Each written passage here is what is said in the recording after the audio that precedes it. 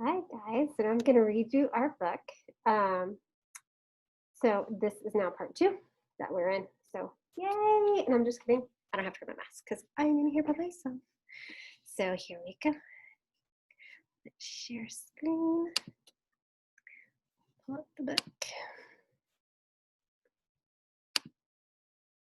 All right, here we go. Part two: The Man Behind the Glass.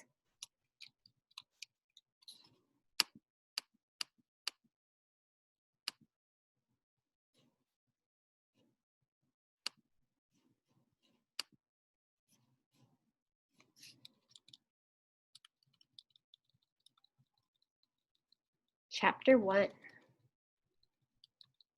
Our new home in the U.S. was in Highland Park, a Latino neighborhood in Los Angeles. Mila and Poppy owned a fourplex apartment building on Grand Street. We lived in the one-bedroom unit because we couldn't afford the rent of the bigger units. First thing I have to do is pay back all the money I borrowed from the smuggler, Poppy said. For now, Mago, Carlos, and I had to sleep in the living room until Poppy repaid his debt.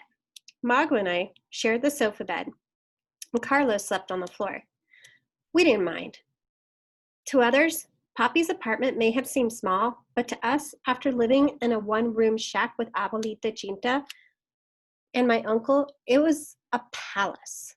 The apartment had wall-to-wall carpet and an indoor bathroom with a shower and a toilet that flushed.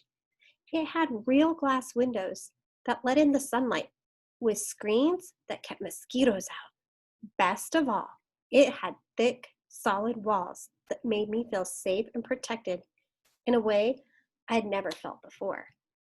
Outside was just as beautiful. There were no dirt roads, only wide, paved streets that seemed to go on forever. There was not a shack in sight, only beautiful stucco houses with real shingled roofs, not roofs of corrugated metal sheets. There were no vacant lots full of weeds and trash, only lush green lawns and front yards with flowers of all kinds. I felt as if we'd arrived in paradise. Mila took us to a store called Kmart. It was the biggest store I'd ever been to. It had the highest ceiling I'd ever seen and the whitest and shiniest tile floor in which I could see my reflection as I walked down the aisles. There were rows and rows of everything you could ever want, and clothes so beautiful that I wished we could buy them all. Mila said she didn't have much money to spend. She bought a couple of dresses and skirts and blouses for Mago and me, and pants and shirts for Carlos, a bag of underwear, and an extra pair of shoes for each of us, since our shoes had gotten ruined during the border crossing. We had arrived in the U.S. with only the clothes on our backs. Since we arrived in the U.S. at the end of May, 3 weeks before the end of the school year, Poppy didn't enroll us in school. He said we'd wait until September. So we stayed home all summer by ourselves while Poppy and Mila were at the retirement home where they both worked. He was a maintenance worker and she was a nursing assistant. We didn't mind staying home. Finally, we had unlimited access to television. We didn't understand a word of English, but we soon got addicted to cartoon shows such as Thundercats, He-Man, and Jem.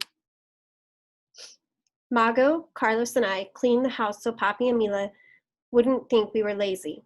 We swept the carpet with the broom because the one time Mago had tried to use a vacuum cleaner, it swallowed up the bottom of the curtains, and we hadn't known what to do.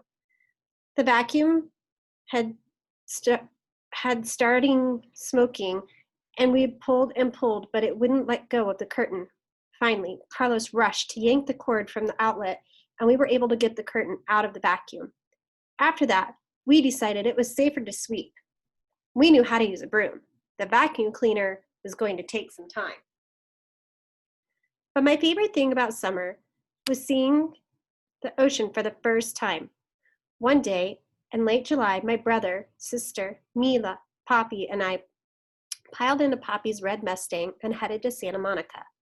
When we arrived at the beach, Carlos, Mago, and I took off running. We stared at the immense sea before us. In my wildest dreams, I had never imagined the sea to be like this. Miles and miles of water glittering under the summer sun.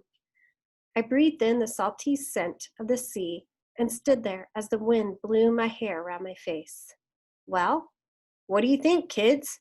Poppy said as he came to stand behind us. "It's beautiful," we said. Well, Mila and Poppy made sandwiches. Mago, Carlos, and I got a tan. Poppy said we were dark enough as it was, especially his negra Mago. But it felt so nice to lie under the sun, listening to the waves and the laughter of the families. Around us, for the first time, I felt like a normal family, a family with two parents, as I had often dreamed. If anybody had looked at us the way they would have said, "Look at that happy family." Things weren't perfect. I didn't have my mother or my sister. Poppy was still a stranger to me in many ways, and I still didn't know my way in this country and the American culture.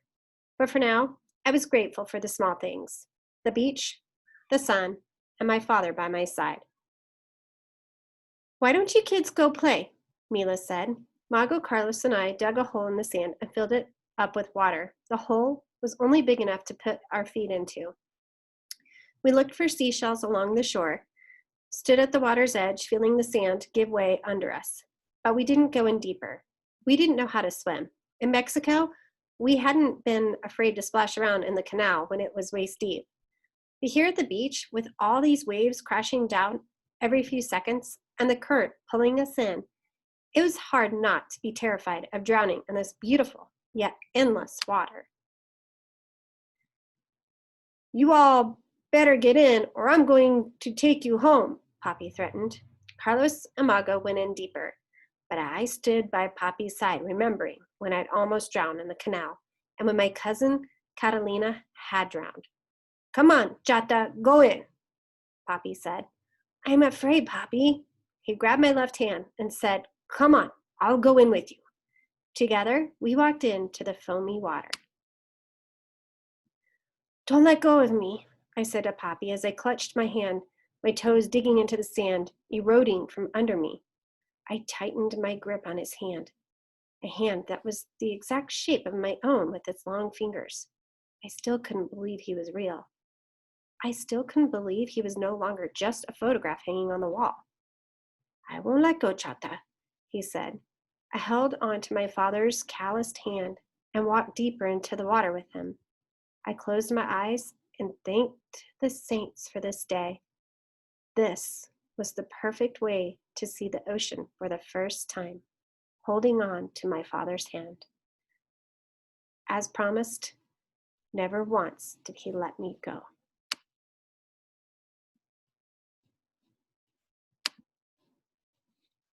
Well, that was another nice one. All right.